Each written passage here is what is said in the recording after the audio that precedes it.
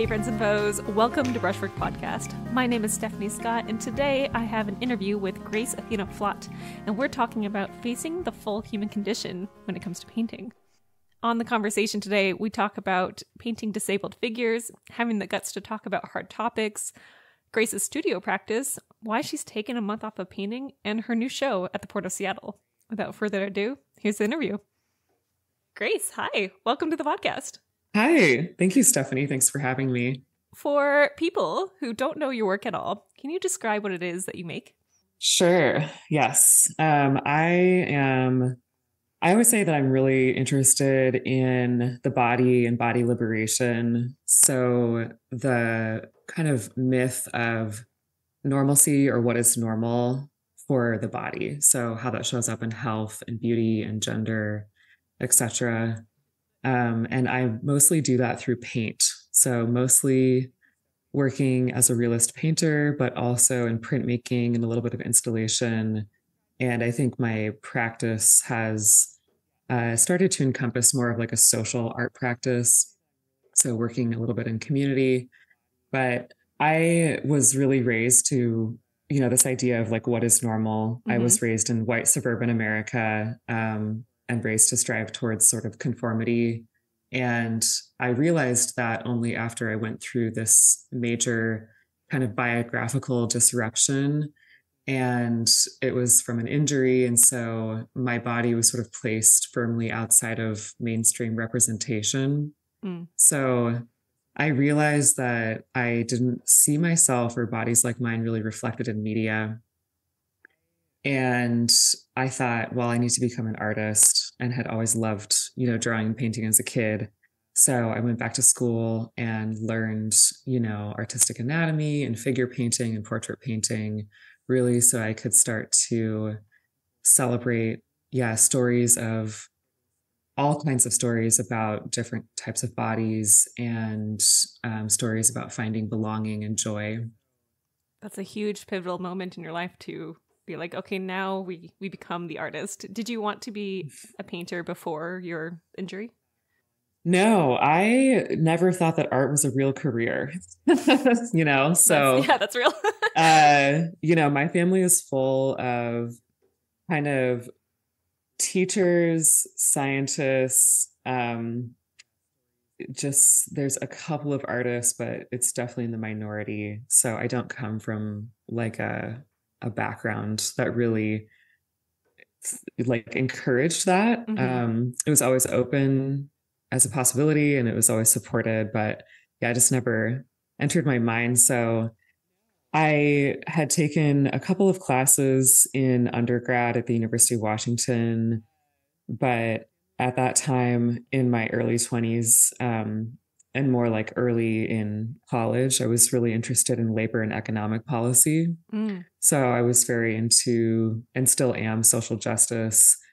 And then, I was injured and just went on a search for meaning, started taking classes again, realized that when you make something with your hands, physically, when you're involved in a process and you see something created directly from your own fingers, it's just a really powerful experience. So, and then it combined with just the kind of imagery that I saw, I was able to make. I thought this is a way for me to start putting my story out there and to make images that I need to see in the world. That is very cool. You went back to school, so you got your degree from University of Washington. Yes. And then not in art, in something else. Not in art. Right. Yeah, not in art.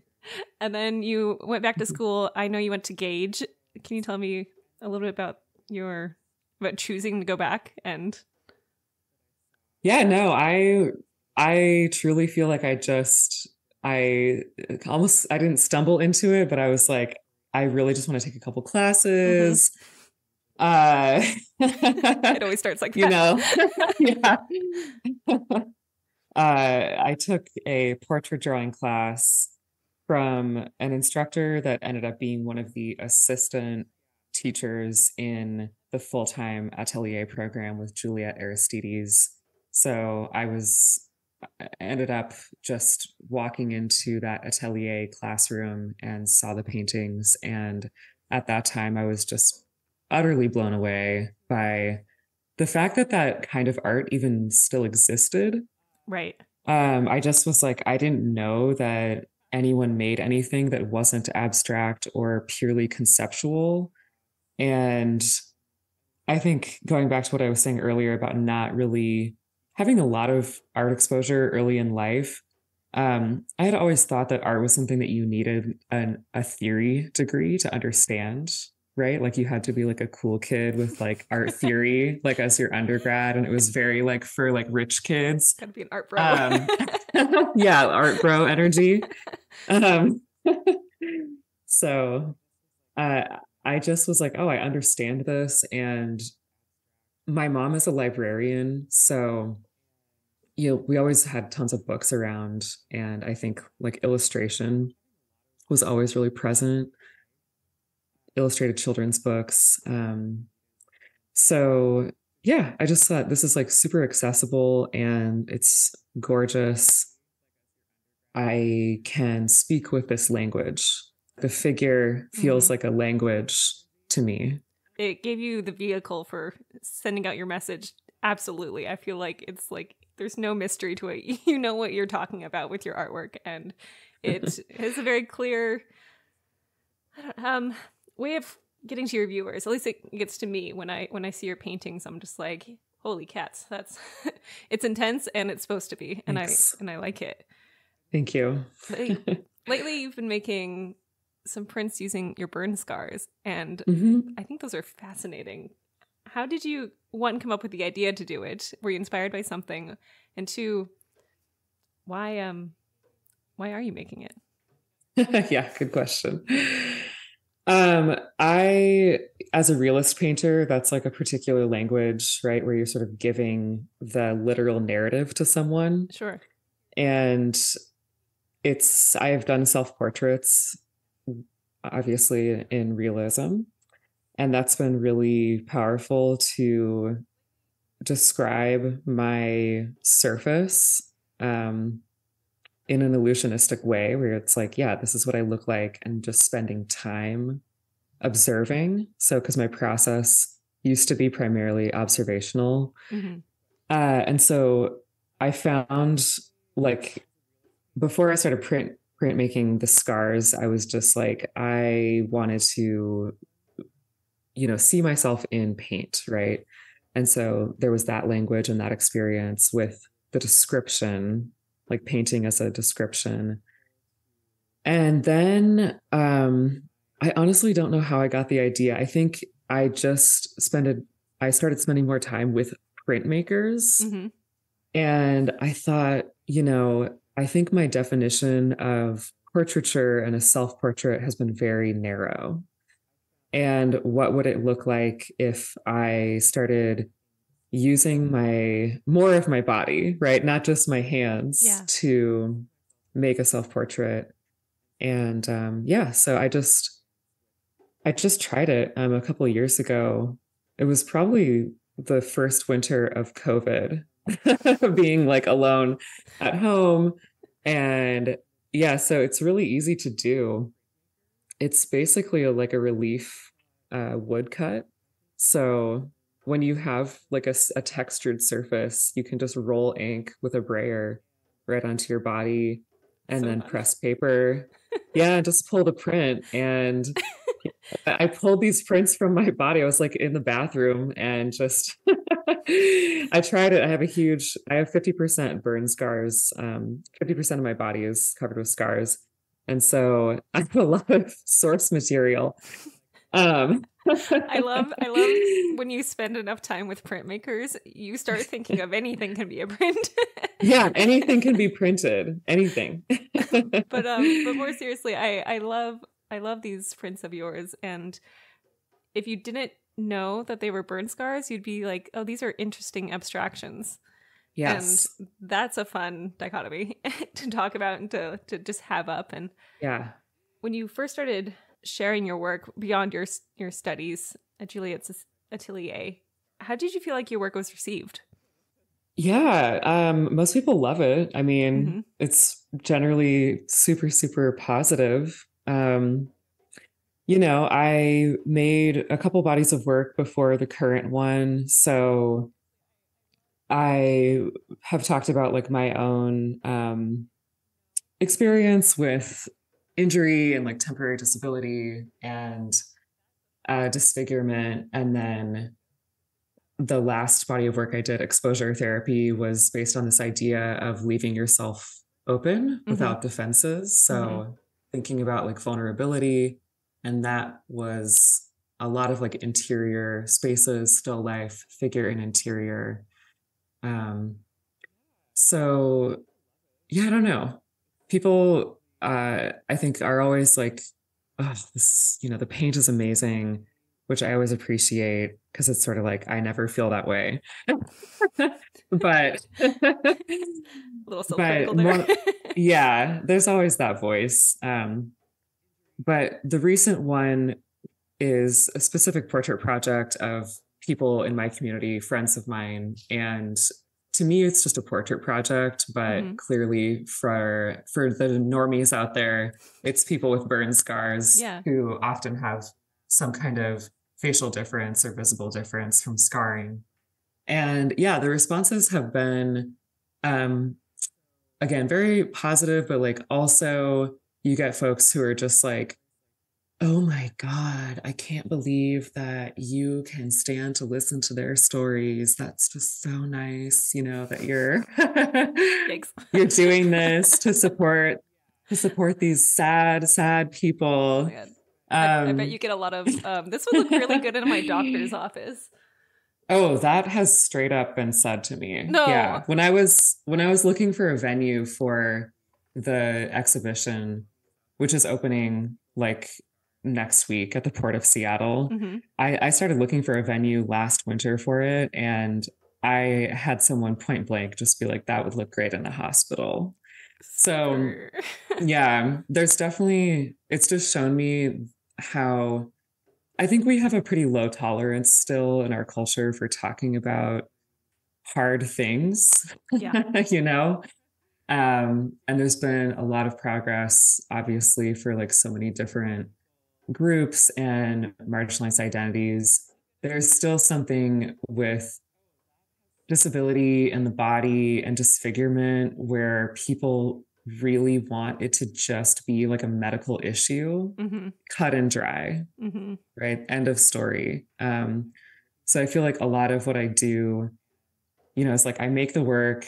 I've done the interviews with every participant that I painted, but then a lot of it is like being an educator, being a politician for the work, letting people know that it's not just about trauma, Yeah.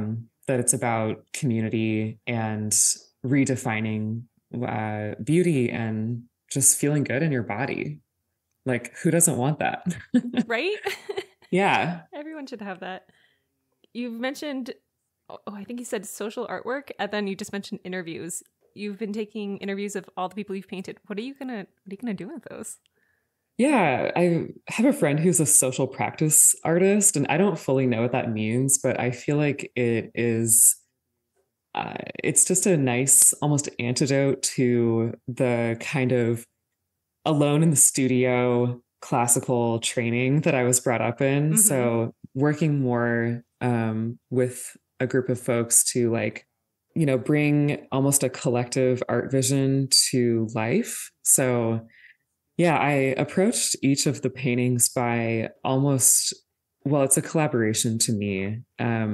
So I interview everybody extensively, and everyone that I painted for this new icons project is a friend of mine. Mm. So it's like building the relationship with folks. And that's been really important because when, you have any kind of visible difference or something that makes you stand out, a lot of people experience staring and invasive comments and just like point blank harassment on the street. Mm-hmm. So like building trust with folks is really important, and creating the opportunity for them to have ownership or like right of refusal and like more agency in the process. So yeah, I interviewed everybody just about like, what does it look like to navigate the world in this body? What kind of representation would you like to see? How has this injury changed your sense of self and your identity, or has it intersected with like different areas of your life? So moving the conversation beyond just like, tell me what happened to you. Tell me about the worst day of your life. Over and over and over again. Over and over again. Right. Yeah. So the interviews are right now just up on my website with each of the paintings. So the idea being to let the person in the painting speak. And then I want to put them into a podcast because I feel like it's just a super accessible medium. So that would be an excellent idea. yeah. Did you interview people before you painted them or after? Most all of them before. Do you think it influenced your painting? Oh, absolutely. Yeah. I mean, each one is really different. I had someone come to the show and they were like, yeah, it's like they're all like really different paintings, like kind of different styles almost. And it's like that because it really is like a commission in a way. Like I was trying to figure out, what kind of mood do you want? What kind of colors do you like? Is there a certain place or object that is connected to this experience for you? So yeah, absolutely. Do you take commissions alongside this project? I do. Yeah. I do commissions like on the side forever and ever. So yeah, teaching commissions. Yeah, I've done a couple commissions, portrait commissions for other burn survivors who just wanted their painting, or like maybe they wanted a family portrait. Yeah. It's such a strong portrait, and when I look at them and I'm like, oh, I feel like I do know this person now, and the like I'm gonna call it Renaissance iconography that you've got going on is so, it just like makes it better. It's just like so fun to see symbolism that you're familiar with when it comes to like, Christianity or whatever it is, and then you see it in the state of these beautiful people. It's great. Yeah. I don't really have a point here, but it's really cool. Thank you. A lot of it is about almost reinserting us into the canon, Yeah. Like I think art history is amazing and I love it. I look at it all the time, and also like not many of us see ourselves in it. And that's important that we add ourselves back into that. It's very true. It's very true. Yeah. I'm like, oh, I've been traveling recently and I went to an archaeological museum and I was like, oh, there's a lot of iconography of people who don't look like real people. Like, totally. They look like just like vague ideas of a human, and it's I'm like, are you supposed to connect with it? How do you connect with it? I feel like it's one of its major faults, but I think what you're doing here does balance that out, and it's very cool. Oh, thanks.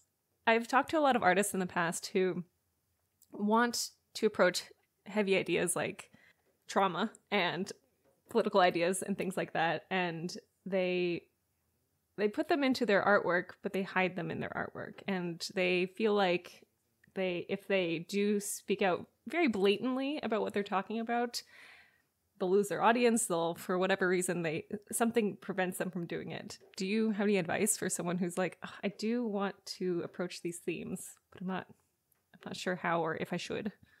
I mean, I know it's scary. I think it's scary because it's just, you never know what people are going to say. And I think,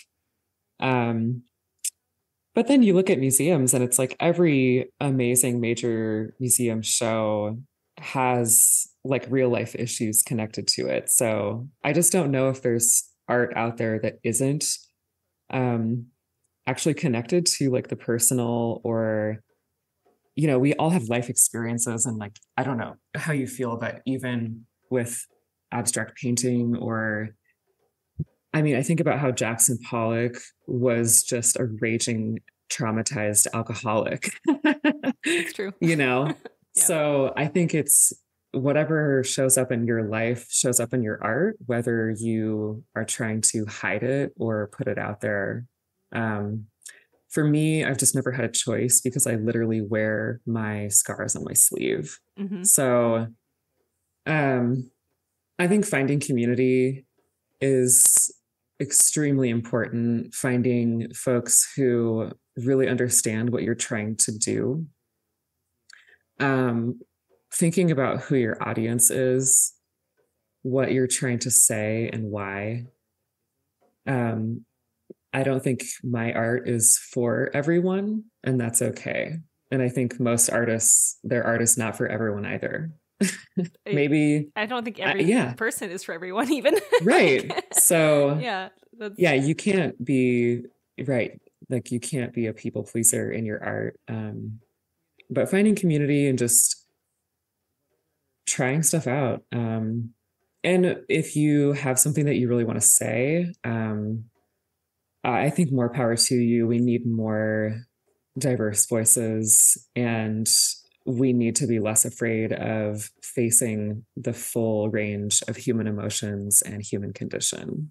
There's a moment that happens when you are vulnerable with your art, when you are able to show your work. And if you are hiding the message too much, you are going to miss out on connections. You're going to miss out on opportunities to make someone else's life better, to get them thinking about what's going on. And if you're passionate about something and you're kind of talking about in your work, but you're not like writing about it, writing the story. Like I know I have a lot of, I make abstraction, I do geometric work, but every single painting has an emotional core to it that if I don't spell it out to people, they'll totally miss. And I miss out on, that connection, but also, maybe a buyer and maybe, I don't know, a collector way down in the road. It's better to share what you're thinking and yeah, be risky. It totally is. And like, if not in art, like when and where, right? I have students who, like, I teach foundation drawing and painting, and I see their work, and it may just be a still life or a landscape, but you get into conversations with people and it's like, actually, these objects are from my grandmother's house where we always spent our summers. And it's like, that's the kind of stuff people love, They love right? the story. Mm-hmm. Absolutely. Yeah. Share your stories. It's going to be great. Yeah. You mentioned briefly that you have a show with the Port of Seattle coming up. And is it up now? It's actually up right now. Congratulations. Yes. Thank you. Yes, how thank you. is getting that show like? It was good. I just, like I said in the beginning, I should have got in a hospital. So it took a while. I actually was supposed to show it at the Museum of Museums in Seattle, but then that place, they permanently closed. And so I pivoted, and just a couple of months before it was supposed to debut, I just was looking around again and talking to pretty much everybody that I know. I mean, that was how it happened. Just putting the word out to all my friends and network and seeing what could come up. And I ended up meeting the curator for the port. Port of Seattle actually has a huge art budget. So it's one of the biggest in the country. They do like 1% of all of their capital spending or something goes towards art. We love to hear it. Yeah, we love to hear it. And that's why SeaTac has so much art. The airport has so much art. But the show is at the headquarters for the Port of Seattle, and that's actually down on the waterfront. It's at Pier 69, kind of closer to the Olympic Sculpture Park. So It's up right now. Yeah. How long does the show go for? It's up for 3 months. So it's up until February 29th, 2024. Yeah, it's open to the public. That's amazing. I cannot wait to go visit it. Yeah, you should come. The opening is on December 14th, Thursday from 4 to 6 p.m. So that'll be before this airs. But I know that a lot of listeners of Brushwork are working artists, and they have this podcast on it while they're working in their studio. At least that's what I hear from y'all. Can you talk about networking a little bit. You said you just worked with your network and talked to a lot of people. For someone who is more of a beginner in the art field, what's some advice you would have around networking? I mean, I hate networking. I think everyone hates that word a little bit, but Well, making connections, I guess, in order to get, yeah, say, a show at the Port of Seattle, like yeah, you, that was years of work, I'm sure. yeah. I mean, it's been like that happened because I have a studio at an art studio building at Hmm. the Inscape Arts building in Seattle. And another artist in the building knew the curator. And so I knew that artist. And like, it is really just being in a place and I think supporting other people's work, getting really interested in what other people are doing, that just helps getting you out of your own head and your own studio. Hmm. The other thing that I found this year that's really helped is just actually nailing down almost like an elevator pitch. Yeah. And that seems super um salesy or like I think it can feel inauthentic, but I spent a lot of time because this project New Icons is like it's really specific. It's about a specific community and it deals with like some issues. I wanted to be very clear about the message and I found that when I could narrow that down and just say it with confidence, like I was getting a lot more, um, I was able to connect with people much more easily. Mm. And I felt more confident with just introducing myself and saying, like, this is what I'm working on. What are you working on? How does that connect? I'm looking for a venue. Clearly knowing what you're looking for, Hmm. also, right? Like, you can go and just meet people, or you can be like, I actually need a venue. Like, I need these things. And like, it's okay to just say, like, what do you know about pop-up spaces or where do you think this would fit? Yeah, so I think being clear about what you're bringing to the table and like what you're looking for. That's a really great advice. Asking people for what you need. You can pull an Mhm. Amanda Palmer here and just ask for what you need, because in return people will ask you for what they need. So it does balance out. It's not like you're just It asking all the does. time. It's you create community building is a give and take, and it's Yeah, wonderful that way. absolutely. And showing up for other folks when they need it. Hmm.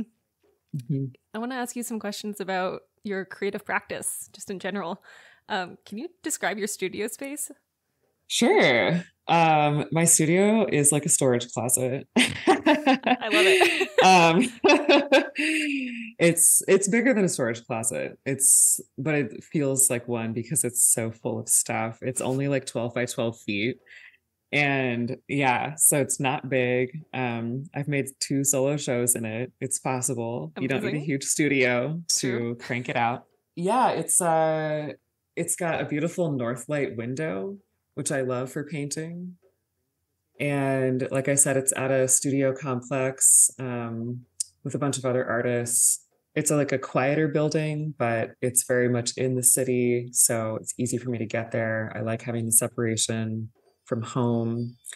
So I don't know about my creative practice. What do you want to know? Well, I want to know, first Yeah, off, are you a full-time painter? I am. Amazing. Yeah. Congratulations. That's super cool. Yeah. I mean, I should probably get a part-time job at this point, but Hey, no shame to yeah. part-time jobs. I pick them up, put Yeah. them down whenever I need. It's great. Yeah. I teach private lessons. I teach like youth and adult art classes around town at the different art Hmm. centers. And then I take commissions and sell originals and sometimes sell prints. So I do Fabulous. We everything. love Yeah. multi-income streams. They're perfect. Can you Yes. tell me what a typical studio day looks like for you? Where you're like, okay, today we're going into the studio. Like from breakfast, what does what does your day look like? Yeah, from breakfast. So from like 6 cups of coffee, I transition with my palpating heart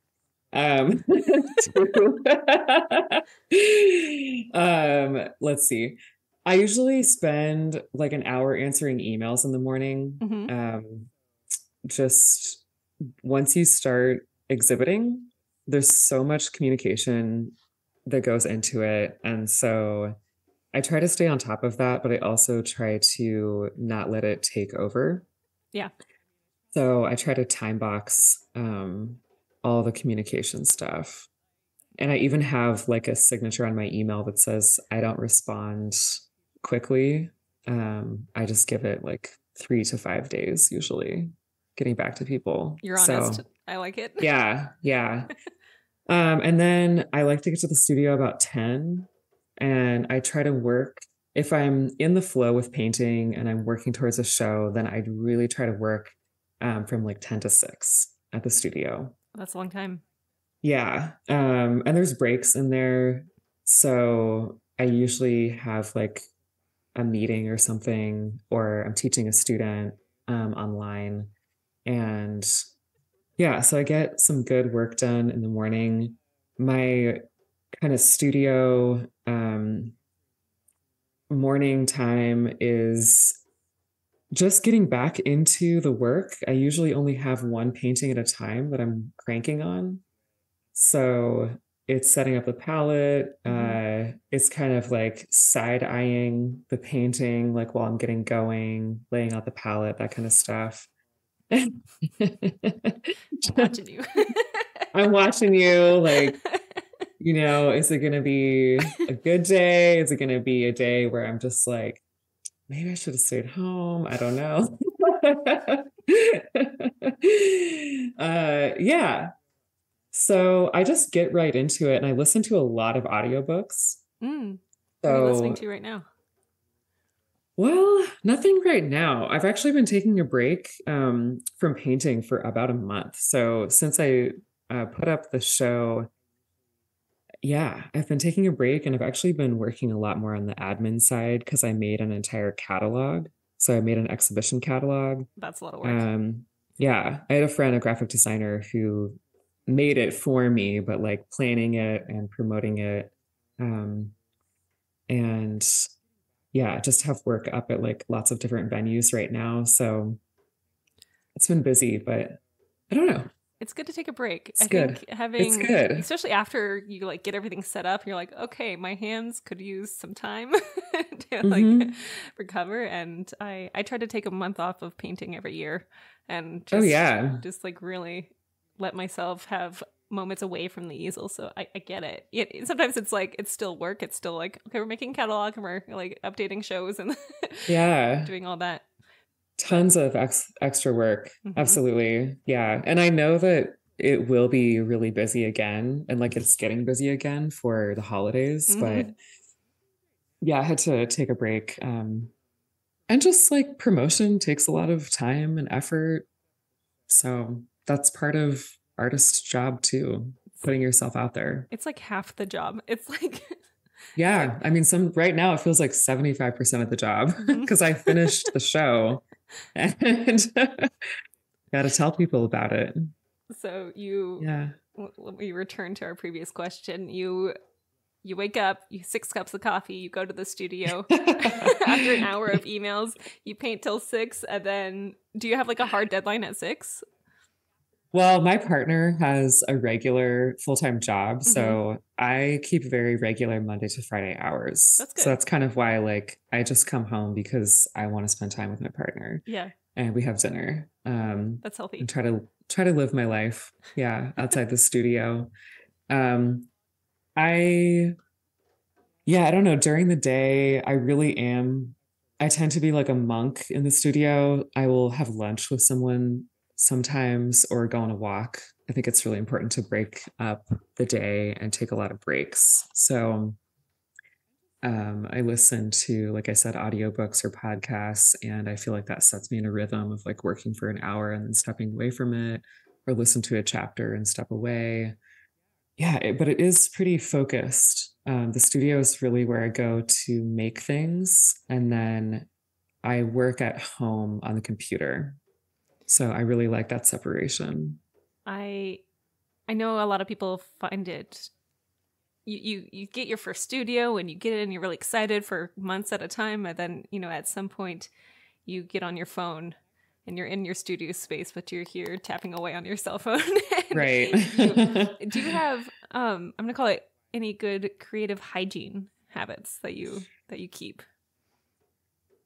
Gosh, that can be a problem, I think, if the painting isn't working. Mm-hmm. Hmm. Tell me about it. Or just like I have like periodic insomnia. And so often I'm just showing up and I'm exhausted. Mm-hmm. And so I'm like, okay, what can I get done? But maybe because of the fatigue, it's just harder to focus. Do you have systems in place that when you're in those moments of struggle that help you?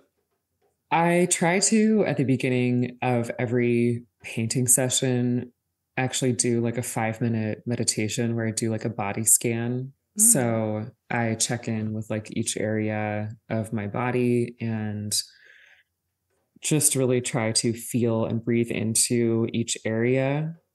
So, I mean, the coffee thing is kind of a joke, but not really. Like, sometimes I show up in the morning and I'm really like peak energy and it's almost too much. And so Yeah. I have to like bring it down to, okay, here we are. We're in our space. What are we doing today? And just ground myself with a meditation. And then I actually make like a list, or I look at each area and I say, I'm going to finish this today. Like have very specific goals, like what color, what value, what area Mm-hmm. needs to be done. And even if it doesn't all get done, at least that's my roadmap and that's my list. And so it's there. And I know that's the path that I'm on. And it just helps to track, right, the work. Because I think day in and day out in the studio, you can definitely lose track of like Absolutely. where you're at in the process, right? You get to that middle stage. And you're like, where am So I? good. That's so good. I'm like, oh, I should start doing that. Like just having like a little book of like Yeah. what needs to happen next. That keep Yeah. you going. But I think just breaking it up with lots of breaks. There have been times when I work under deadlines and I really do have to set almost like a timer to go off every hour. And so Yeah. I'll set and take a break. And then that will remind me, this is just like a 5 or 10 minute break. Come back to it. That's excellent. Oh, thanks for sharing those. That's pretty cool. I Sure. like those. I like to ask that question because I feel like everyone has very different answers, and what works for Mhm. someone might not work for you, but it's cool and it's fun to know your own ways to keep your creativity going. Because I feel like when we're artists full time, it's like the creativity doesn't wait for inspiration. The creativity doesn't wait for when you're feeling good, and you Mhm. just you got to keep going when you got deadlines. Yeah. And just stay off Instagram. Just say no. Just say no. Just time box it. You can turn off your notifications. The world's not going to end. It saves your lives. I do not have Instagram notifications on, and it's been the best idea I've ever had. Me either. Yeah, yeah, top Yeah. tier. And I go, one thing that I've struggled with is actual like burnout. Like I've really gone through cycles of burnout. Yeah, And I think that we don't talk about that very often because there is the idea that you're an artist and you love what you do and you must just be just brimming with inspiration bliss. constantly. Yeah. Hashtag blessed. Um, but it is a job. And I think because I'm also really into like these long projects, like I just love really digging into stuff for like these, months or years at a time. Like my current project took like 4 years to come to fruition. That's a long time. Yeah. And so I just want to say that like things don't happen overnight and social media does not accurately represent like the timeline, right, of creation. Um, I think it is really important to take breaks. I think, yeah, just like the burnout piece, trying to connect with community, finding ways to experiment and kind of break up your routine has been Absolutely. really important. And there's a Yeah. difference between burnout and taking a break. I feel like a lot of artists think, oh, I'm taking a break because I'm burned out. But no, you need to schedule your breaks. You need to make sure you're taking them more than just a 5-minute break during the day. But it's also like, am I taking a weekend off? Am I taking a month off in the future that's planned? And that's how you can prevent your burnout. Take an entire weekend off. Like, you can do this like a regular job. It can be like Monday to Friday. You can take Fridays off every week if you want. I think artists, if you can. Yeah, we tend to overwork because there is a pressure, and we are our own bosses, and we're like, if I just keep going, then the wheel won't stop and I won't have to start it over if I take a break. And that's a misconception I hear all the time. And my own relationship with rest is always strife. I have many podcast episodes about it. I even hired a coach to help me get through it. And really? Yeah. Life coach Baker. She's awesome. Cool. And just honoring rest as part of your creative process is, it's so important. Yeah, I mean, constant work is part of like white supremacist capitalism. And so like we need to stop. We need to step away. And I struggle with it because it's part of the culture of work, even beyond art. But I get clients email me on the weekends. I get work related, texts after 7 p.m. and I just don't respond. I try really, really hard to not respond because no one is going to set those boundaries for you. It's true. It's true. No one's going to set your boundaries for you. You gotta. Hey, what are some things that you've been reading or around this subject or listening to that you would recommend? Ooh, well, I was gifted a book called Rest as Resistance. Ooh. That's cool. And I'm forgetting the author, but she's the founder of the Nap Ministry. What a great name. And it's, so it's like I think it was a movement that was started online, and it connects in with like, I want to say liberation theology and like Black liberation. And I started reading that book, and it's just a really nice, I mean, the concept is incredible, rest as resistance, because, like in the end, like you only have one body and you only have one life, and, you have to live that life. You're going to be the only person that lives with those consequences. So I have certainly experienced that. I've also done figurative art cadaver lab, like for artistic anatomy. And recently I was like, oh yeah, we only have one body. Like I need to rest. So I don't know. That was a good book, Rest as Resistance. If you're anything like me, listener, and you struggle with rest, and here's an exercise that I like that I had to do for myself to actually get me to do it. You make a little 4-square quadrant, and on one section you have passive rest, and it's things you can do that are passive, like watching Netflix or taking naps. And then you have like active rest, which is like things that feed your creative soul, where it's like we're doing a coloring book and it's resting. We're doing our knitting. We're doing a puzzle with our friends. We're going, I don't know, on a walk, and that's active. And then you have it's nice out weather resting items. And then you have it's gross outside and I'm stuck at home resting items. And you make yourself this little quadrant. And then whenever you're like, okay, I need to chill out, you pick one of those things and it works really well. Yes. I love that. And the fact that I did this chart is like top tier, but here we are. Oh, I'm with you. I have little notes all over my house like that. So I have a note that says, don't apologize for your needs. Listen to your needs. Right? Like I think, and I think especially as women too, like there's so much expectation and pressure to do a lot of extra labor in the world and to be self-sacrificing. And I've struggled with that and still do. And it's like, we have to acknowledge it. Just acknowledge it. You gotta. Grace, what's next for your work? You got any shows after the one at the Port of Seattle's coming up or is over? I don't have any exhibitions planned. The New Icons show will be up at the Port of Seattle at Pier 69 through the end of February. And I am hoping to release all the interviews as a podcast. So that'll be a project. Heck yeah. Yeah. I'm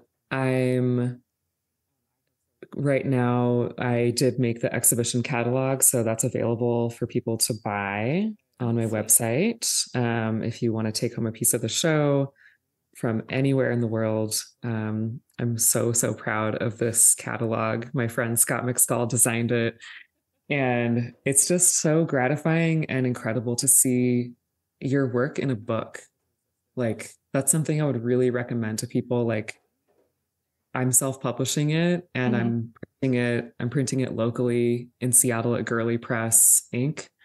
And it's just really cool to be able to archive my work and to get an ISBN number so I can submit it to the Library of Congress. Like, I think that we all deserve that. Yeah. And it's not that hard. I mean, it takes time, but like, it's all the information's out there about how to do it. So the exhibition catalog is available. And then I am teaching a workshop in Seattle in person on January 13th. It's just a one day in-person workshop on figure painting with a focus on color. Nice. So Where's that gonna be? It's going to be at Artisan Craftsman. Yeah, in the U District. Art shop ever. Okay. It is. Yes. Amazing. Yeah, it's a great, art store. And in the back, they have their classroom space. So I'm teaching there. Mostly I teach online. So I do private lessons and some online classes here and there. But this is the first time that I'm sort of restarting my in-person teaching. So doing that.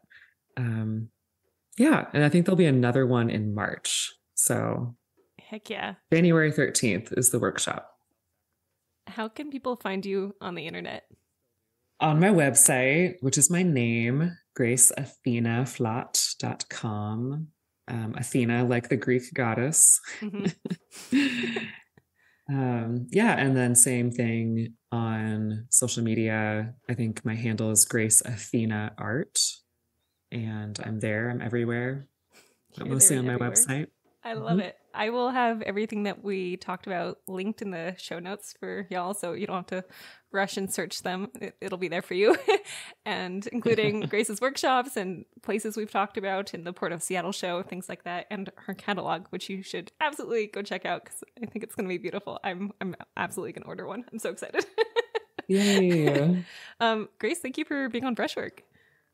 Oh my gosh, thank you, Stephanie. Yeah, it's so nice to talk about these things and just get into some stuff.